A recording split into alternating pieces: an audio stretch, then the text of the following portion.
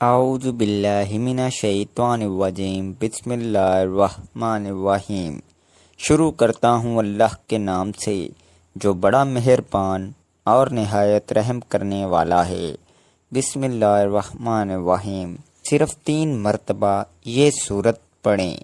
دوران ویڈیو ہی مشکلات ختم نہ ہوئیں تو میرا گریبان پکڑ لینا۔ 1.25 لاکھ اولیاء، بزرگوں، ہستیوں کا آزمایا عمل۔ محترم ناظرین، قرآن مجید کی وہ صورت جسے صرف 3 بار پڑھتے ہی اللہ پاک اس کی مشکلات ختم کر دیتے ہیں، اور یہ صورت وہی پڑھتا ہے جسے اللہ چن لیتا ہے۔ ناظرین، نبی پاک صلی اللہ علیہ وآلہ وسلم نے فرمایا کہ اس صورت کی تلاوت کو ترک نہ کرو، کیونکہ اس کی تلاوت کرنے والے کو اللہ دوست رکھتا ہے اور اپنے پسندیدہ بندوں میں شامل کر لیتا ہے۔ تو جو شخص ہمیشہ اس کی تلاوت کرتا ہے، خدا قیامت کے دن اس کا نامہ اعمال اس کے دائیں ہاتھ میں دے گا اور وہ بغیر حساب کے جنت میں داخل ہوگا، اور آخرت میں اسے اتنا اجر ملے گا کہ وہ راضی ہو جائے گا۔ قرآن حکیم اللہ تعالیٰ کی نازل کردہ کتاب ہے۔ اس میں پوری انسانیت کے لیے رشد و ہدایت اور کامیابی و کامرانی کا سامان موجود ہے۔ یہ کتاب بندوں کو خالق سے ملاتی ہے، گمراہوں کو صراط مستقیم کا پتہ بتاتی ہے، اجڑے دلوں میں ایمان و یقین کے سبزے اگاتی ہے، قلب و جگر کو تقوی طہارت کے نور سے منور کرتی ہے، مایوسی میں ڈوبی ہوئی زندگیوں میں امید و آس کی شمع روشن کرتی ہے، روحانی و جسمانی امراض کا شفایا کرتی ہے، پریشانیوں کو دور کرتی ہے، اور اس کے علاوہ نہ جانے کتنی صفات کی حامل یہ بے نظیر کتاب ہے۔ یوں تو انسانوں کی رشد و ہدایت کے لیے متعدد صحیفے نازل کیے گئے، جن میں سے بیشتر حوادث کی نظر ہو گئے اور کچھ باقی رہے، تو گزرتے وقت کے ساتھ ان میں تحریف و ترمیم ہوتی رہی، حتیٰ کہ وہ اپنی اصل شکل و صورت سے بالکل منحرف ہو گئے۔ لیکن یہ قرآن مجید کا امتیازی وصف ہے کہ اس کی حفاظت کی ذمہ داری خود اللہ تعالیٰ نے لے رکھی ہے، اور اس کی حفاظت کے لیے ایسا وسیع اور عالمگیر نظام قائم فرمایا ہے جس کے نتیجے میں اس کا حرف تو کیا ایک نقطہ بھی آلودہ تحریف نہ ہو سکا اور نہ ہو سکے گا۔ اللہ تعالیٰ نے لاکھوں کی تعداد میں حفاظ و قراء اور علماء و مفسرین پیدا کر دیے ہیں، جن کا شب و روز قرآن کے پڑھنے پڑھانے اور اس کو سمجھنے سمجھانے میں گزرتا ہے۔ وہ ہمتاً قرآن کریم سے وابستہ رہتے ہیں اور اس کے علوم و معارف سے فیض یاب ہوتے رہتے ہیں۔ یقیناً ان سے بڑا خوش نصیب اور کامیاب و کامران روئے زمین میں کوئی بھی نہیں ہے، اور ہو بھی کیسے سکتا ہے۔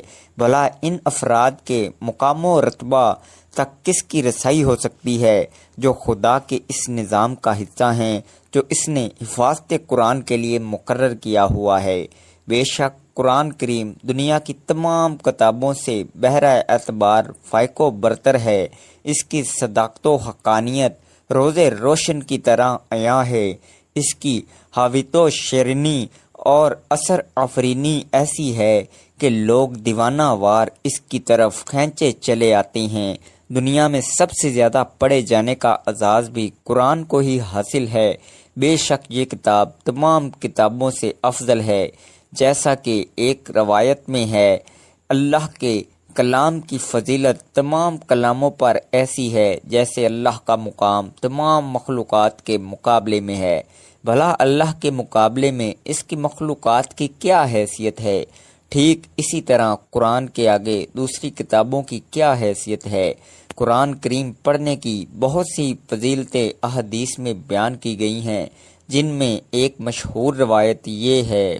حضرت عثمان رضی اللہ عنہ سے روایت ہے کہ رسول اللہ صلی اللہ علیہ وآلہ وسلم نے ارشاد فرمایا، تم میں سے بہترین شخص وہ ہے جو قرآن سیکھے اور سکھائے۔ رسول اللہ صلی اللہ علیہ وآلہ وسلم کا یہ خطاب تمام بنی نوع آدم سے متعلق ہے کہ تمام انسانوں میں بہتر و افضل ترین شخص وہ ہے جو ان دو صفات کا حامل ہو۔ اول یہ کہ قرآن پڑھتا ہو، اور دوم یہ کہ دوسروں کو قرآن کی تعلیم دیتا ہو۔ ظاہر ہے قرآن کریم میں جو علوم ہیں وہ تمام علوم میں سے افضل و اشرف ہیں، لہٰذا افضل ترین علوم میں مشغول ہونے والے انسانوں میں سب سے افضل ہوگا۔ حضرت ابو ہریرہ رضی اللہ عنہ سے روایت ہے کہ نبی کریم صلی اللہ علیہ وآلہ وسلم نے فرمایا کہ اللہ تعالیٰ کسی چیز کو ایسے پیار اور محبت سے نہیں سنتا جتنا کہ وہ اس نبی کی آواز کو کہ جو خوش الحانی کے ساتھ قرآن پڑھے۔ ابو سعید خدری بیان کرتے ہیں کہ حضرت سعید بن خضیر رضی اللہ عنہ ایک رات اپنی کھجوروں کے کلیان میں قرآن مجید پڑھ رہے تھے کہ ان کا گھوڑا بدکنے لگا۔ آپ رضی اللہ عنہ نے پھر پڑھا، وہ پھر بدکنے لگا۔ آپ نے پڑھا، وہ پھر بدکنے لگا۔ حضرت سعید کہتے ہیں کہ میں ڈرا کہ کہیں وہ یحییٰ کو کچل نہ ڈالے۔ میں اس کے پاس جا کر کھڑا ہو گیا۔ میں کیا دیکھتا ہوں؟ ایک سائبان کی طرح میرے سر پر ہے، وہ چراغوں سے روشن ہے۔ وہ اوپر کی طرف چڑھنے لگا یہاں تک کہ میں اسے پھر نہ دیکھ سکا۔ صبح کے وقت میں رسول اللہ صلی اللہ علیہ وآلہ وسلم کے پاس آیا اور عرض کیا، اے اللہ کے رسول صلی اللہ علیہ وآلہ وسلم، میں رات کے وقت اپنے خلیان میں قرآن مجید پڑھ رہا تھا کہ اچانک میرا گھوڑا بدکنے لگا۔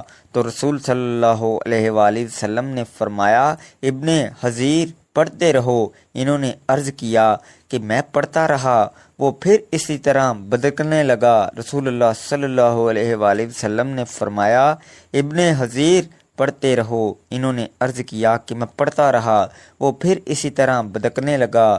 تو رسول صلی اللہ علیہ وآلہ وسلم نے فرمایا، ابن حضیر پڑھتے رہو۔ ابن حضیر کہتے ہیں کہ میں پڑھ کر فارغ ہوا تو یحییٰ اس کے قریب سائبان کی طرح دیکھا کہ اس میں چراغ سے روشن تھے اور اوپر کی طرف چڑھا یہاں تک کہ اسے میں نہ دیکھ سکا۔ تو رسول صلی اللہ علیہ وآلہ وسلم نے فرمایا، وہ فرشتے تھے جو تمہارا قرآن سنتے تھے، اور اگر تم پڑھتے رہتے تو صبح لوگ ان کو دیکھتے اور وہ لوگوں سے بشیدہ نہ ہوتے۔ حضرت ابو موسیٰ اشعری رضی اللہ عنہ سے روایت ہے کہ رسول صلی اللہ علیہ وآلہ وسلم نے ارشاد فرمایا، مومن کے قرآن مجید پڑھنے کی مثال ترنج کی طرح ہے کہ اس کی خوشبو پاکیزہ اور ذائقہ خوشگوار ہے، اور قرآن مجید نہ پڑھنے والے مومن کی مثال اس کھجور کی طرح ہے کہ جس میں خوشبو نہیں لیکن اس کا ذائقہ میٹھا ہے، اور منافق کے قرآن پڑھنے کی مثال ریحان کی طرح ہے کہ اس کی خوشبو تو اچھی ہے اور اس کا ذائقہ کڑوا ہے، اور منافق کے قرآن نہ پڑھنے کی مثال انزلا کی طرح ہے کہ جس میں خوشبو نہیں اور اس کا ذائقہ کڑوا ہے۔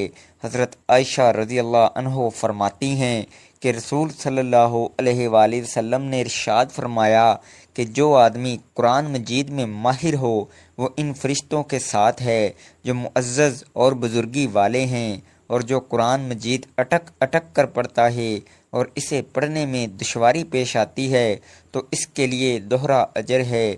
حضرت ابو ہریرہ رضی اللہ عنہ نے بیان کیا ہے کہ رسول صلی اللہ علیہ وآلہ وسلم نے فرمایا کہ آسمانوں اور زمین کو پیدا کرنے سے 1000 سال پہلے اللہ تعالیٰ نے ان صورتوں کی تلاوت کی، اور جب فرشتوں نے تلاوت سنی تو کہنے لگے کہ خوش نصیب ہے وہ امت جس پر یہ قرآن اتارا جائے گا، اور خوشحالی ان دلوں کے لیے جو اس کو پڑھیں گے اور اس کو یاد کریں گے، اور خوشحالی ہے ان زبانوں کے لیے جو اس کی تلاوت کریں گے۔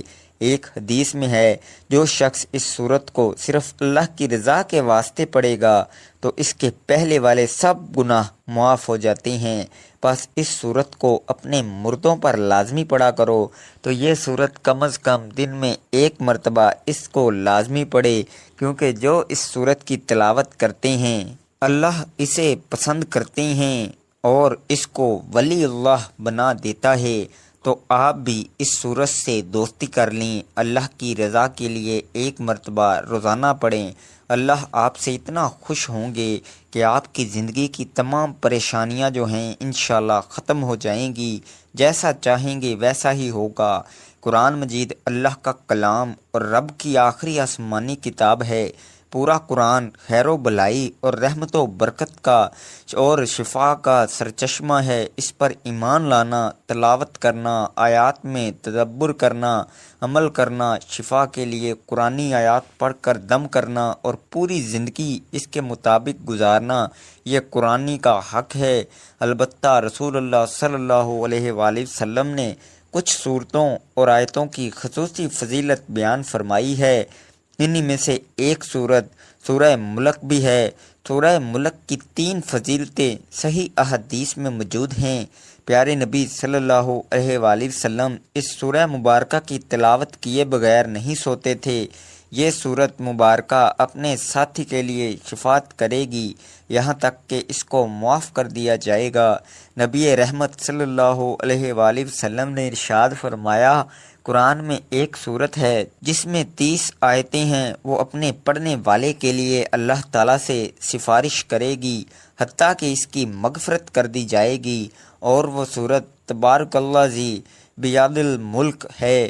سورہ الملک قبر کے عذاب سے بچانے والی ہے۔ اس سورت کا ساتھی قبر کے عذاب سے انشاءاللہ محفوظ رہے گا۔ رسول صلی اللہ علیہ وآلہ وسلم نے ارشاد فرمایا، سورہ تبارک قبر کے عذاب کو روکنے والی ہے۔ اس سورت کو سونے سے پہلے پڑھنے کی تلقین ہے، چونکہ نیند موت کی طرح ہے، بلکہ اللہ کے رسول صلی اللہ علیہ وآلہ وسلم نے سونے کی دعا میں نیند کو موت قرار دیا ہے، اور نبی اکرم صلی اللہ علیہ وآلہ وسلم کا اسے سونے کے وقت پڑھنے کے لیے انتخاب کرنے کی وجہ آخرت میں اس کے خصوصی فوائد ہیں، جیسا کہ دوسری اور تیسری فضیلت سے واضح ہے کہ یہ صورت عذاب قبر سے حفاظت کا ذریعہ ہے اور آخرت میں مضبوط شفاعت کی شکل میں نجات کا سبب بنے گی۔ گویا اس صورت کا اہتمام کرنے والا آخرت میں کامیاب ہو جائے گا انشاءاللہ۔ سورہ ملک کی فضیلت کا تقاضا ہے کہ ہم ویسے ہی پڑھنے کا اہتمام کریں جیسا کہ پیارے رسول صلی اللہ علیہ وآلہ وسلم کا معمول تھا۔ اس صورت کی اہمیت کا راز کیا ہے؟ سونے سے پہلے اسے پڑھنے کا راز کیا ہے؟ یہ قابل غور پہلو ہے۔ جب ہم اس صورت کی آیات پر غور کرتے ہیں تو ہمیں پتہ چلتا ہے یہ صورت رب العالمین کی عظمت، بادشاہت، قدرت اور ربوبیت کی تعلیم پر مشتمل ہے۔ اس سے بندے کے دل میں خالق و مالک کا خوف اور اللہ کی تعظیم پیدا ہوتی ہے۔ اس سورہ مبارکہ میں اللہ نے تنہائی میں خوف الہی کے فوائد کا ذکر کرتے ہوئے ارشاد فرمایا، بے شک جو لوگ اپنے پروردگار سے غائبانہ طور پر ڈرتے رہتے ہیں، ان کے لیے بخشش ہے اور بڑا اجر و ثواب ہے۔ اللہ کا خوف و خشیت بڑی عظیم عبادت ہے اور اس عبادت کا انعام اللہ کی جنت ہے۔ سورہ ملک زندگی کا مقصد خالق کائنات کی تعظیم اور رب العالمین کی محبت سکھاتی ہے، رب عزیز کی قوت و طاقت کا درس دیتی ہے، رب سے بغاوت اور کفر کے برے انجام سے ڈراتی ہے، اور بندگی کرنے والوں کے لیے سعادت عظمیٰ کی بشارت سناتی ہے۔ اللہ تعالیٰ نے پہلی آیت میں فرمایا کہ بادشاہت کا مالک وہی اللہ ہے جس کے خیر و برکت کی کوئی انتہا نہیں ہے اور وہ چیز پر مکمل قدرت رکھنے والا ہے۔ اس کے بعد اللہ تعالیٰ نے اپنی بادشاہت اور عظیم قدرت کے دلائل بیان فرمائے ہیں۔ موت اور زندگی کا خالق بھی اللہ ہی ہے اور اس زندگی کا مقصد آزمائش اور امتحان ہے کہ کون سب سے بہترین عمل والا ہے۔ 7 بلند و بالا تہ باتہ عالی شان آسمان جس میں کوئی شگاف اور خلل نہیں ہے، اسی ایک اللہ نے بنایا۔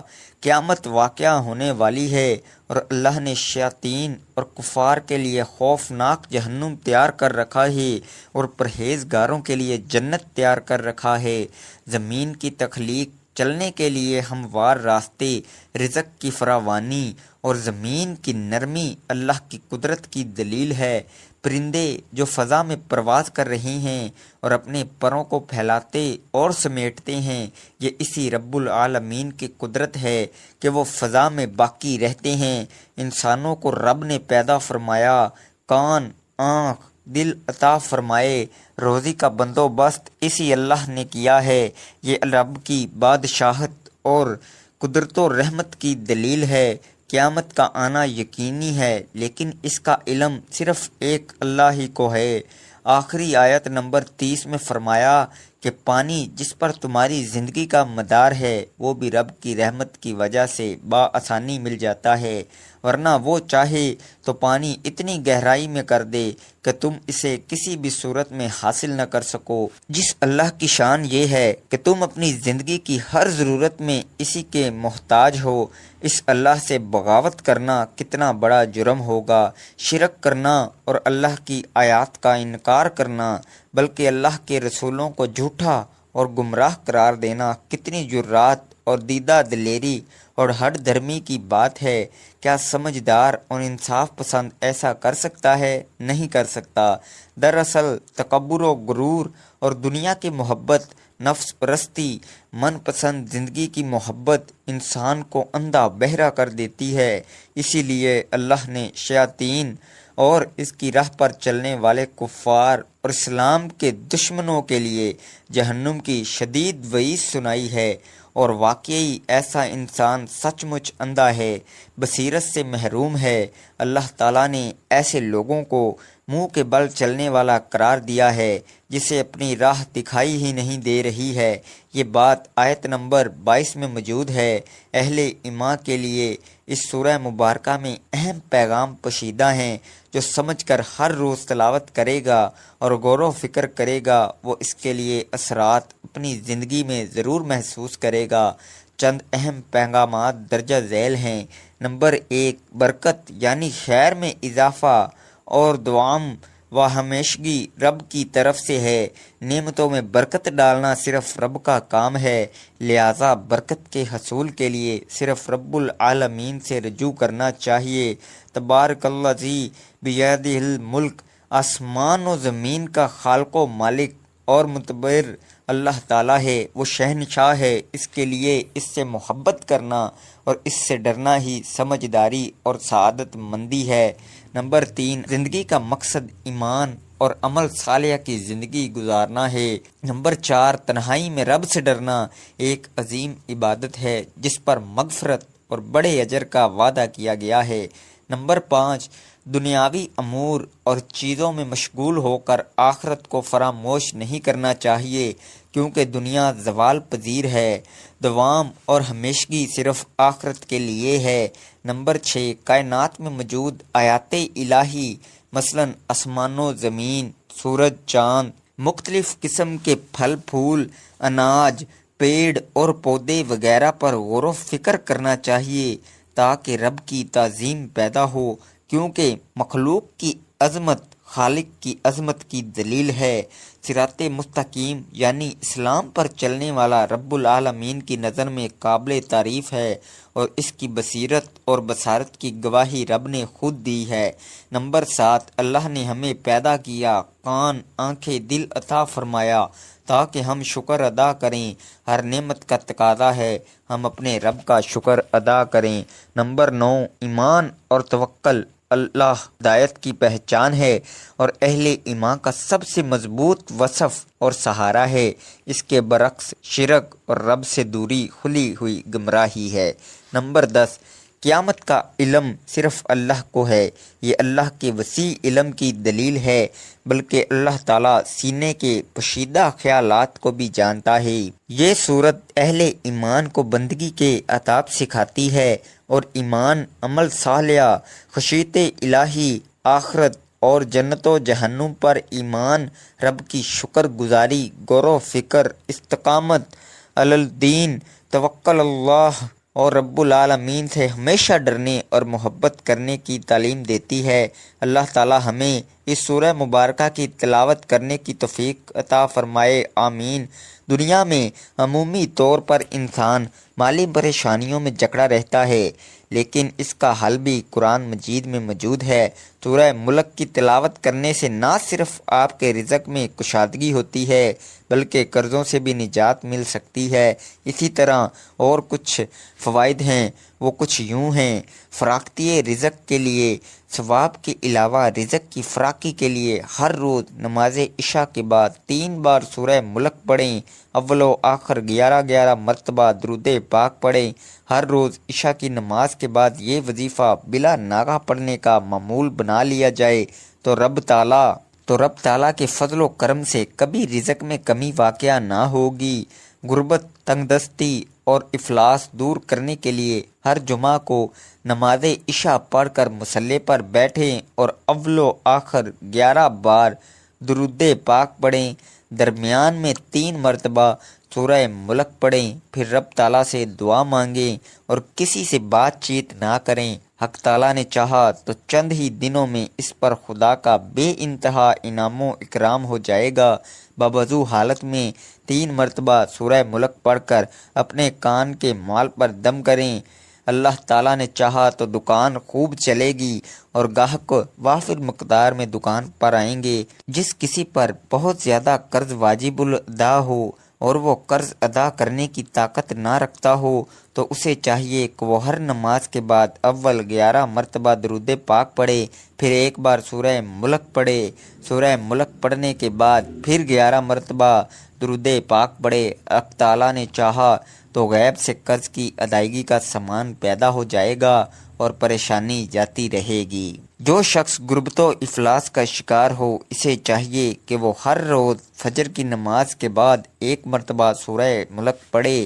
پردہ غیب سے ایسا سامان پیدا ہوگا کہ اس کی مالی پریشانی خوشحالی میں بدل جائے گی، گھر کے حالات ٹھیک ہو جائیں گے، مال و دولت کی ریل پیل ہو جائے گی۔ لیکن اس مقصد کے لیے بلا ناغہ سورہ ملک کا ورد کرنا ہی مطلوبہ مقصد کو پورا کرتا ہے۔ محترم ناظرین، نماز کے وقت اللہ تعالیٰ نمازی ہی کی طرف متوجہ ہوتا ہے۔ اللہ تعالیٰ انسان کو سجدہ کرتے وقت ہی سب سے زیادہ پسند کرتا ہے۔ جب انسان نماز کے لیے تیار ہوتا ہے تو جنت کے دروازے کھول دیے جاتے ہیں اور نماز کی جانب جتنے قدم بڑھاتا ہے اس کے اتنے گناہ معاف کر دیے جاتے ہیں اور اتنا ہی ثواب اس کے حق میں لکھ دیا جاتا ہے۔ جنگ میں ہو، کوئی چاہے دشمن کی تلوار کے سائے میں یا پھر دشمن کے ڈر سے اپنی جان بچا کر بھاگ رہا ہو، اس وقت بھی نماز کو قضا کی صورت میں ادا کرنا لازم اور فرض ہے۔ یہ اسلام کا فرمان ہے اور نماز بے شک دارین کی سعادتوں کا ضامن ہے۔ اللہ عز و جل قرآن مقدس میں ارشاد فرماتا ہے، ترجمہ کہ یہ کتاب پرہیزگاروں کو ہدایت ہے جو غیب پر ایمان لائے اور نماز قائم رکھتے اور ہم نے جو دیا اس میں سے ہماری راہ میں خرچ کرتے ہیں۔ اور فرماتا ہے، ترجمہ نماز قائم کرو اور زکوٰۃ ادا کرو اور رکوع کرنے والوں کے ساتھ نماز پڑھو، یعنی مسلمانوں کے ساتھ کہ رکوع ہماری شریعت میں ہے، یا پھر با جماعت سے نماز ادا کرو۔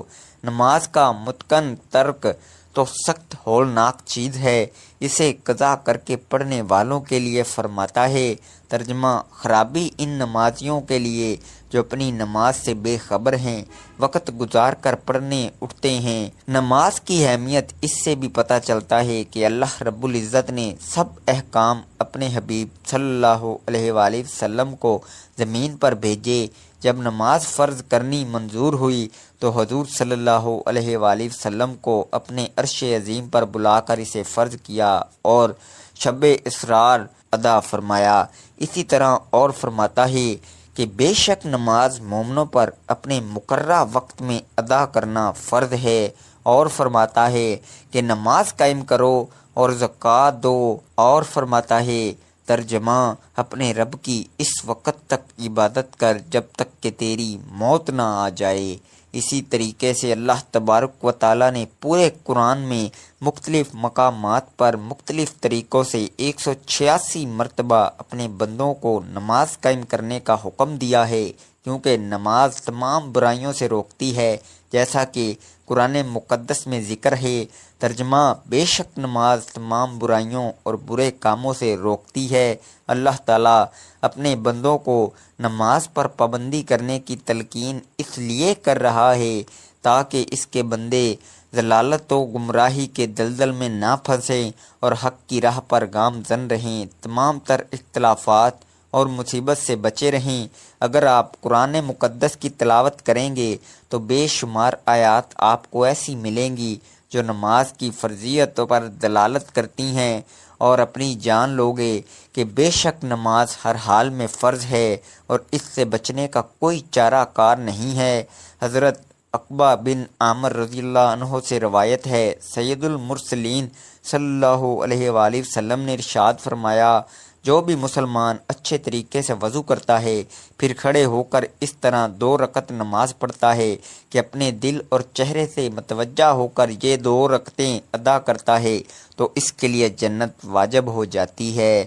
حضرت عبداللہ بن عمر رضی اللہ عنہ سے روایت ہے کہ حضور پر نور صلی اللہ علیہ وآلہ وسلم نے ارشاد فرمایا، جس نے نماز پر مداومت کی تو وہ قیامت کے دن نماز اس کے لیے نور، برہان اور نجات ہوگی، اور جس نے نماز کی محافظت کی تو اس کے لیے نہ نور ہے، نہ برہان، نہ نجات، اور وہ قیامت کے دن قارون، فرعون، حامان اور ابی بن خلف کے ساتھ ہوگا۔ اگر آپ کو آج کی ویڈیو پسند آئی ہے تو ویڈیو کو لائک، شیئر اور کمنٹ میں اپنی رائے کا اظہار ضرور کریں۔ اللہ تعالی ہم سب کا حامی و ناصر ہو، آمین۔ ناظرین، گزارش ہے کہ اللہ تعالیٰ کے 99 ناموں میں سے کوئی ایک نام لکھ کر کمنٹ میں ضرور شیئر کیجیے اور مجھے اپنی دعاؤں میں یاد رکھیے گا۔ جزاک اللہ۔